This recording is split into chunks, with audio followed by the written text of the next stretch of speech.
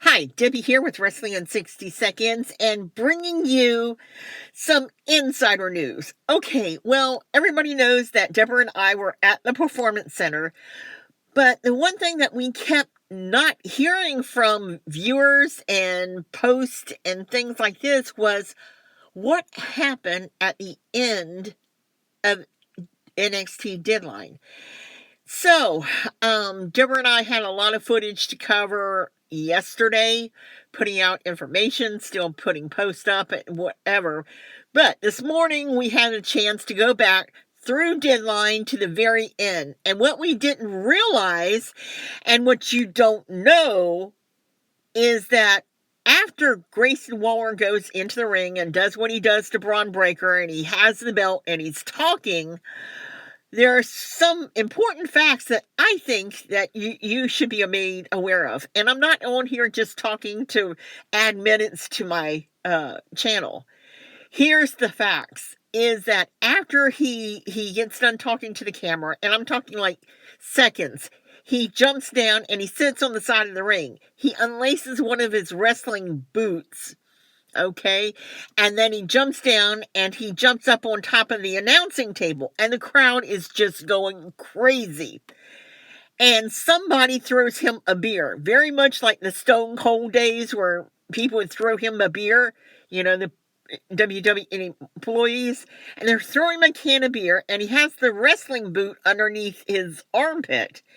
And he opens the beer, and he's looking around in the audience, and they were filming this.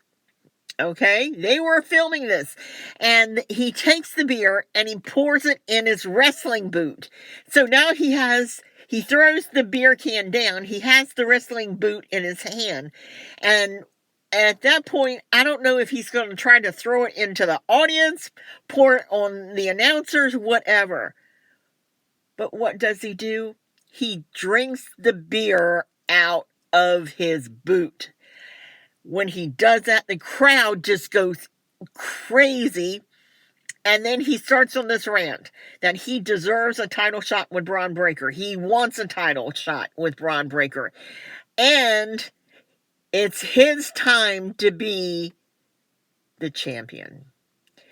And with this going into this week, of course, we have NXT tomorrow night.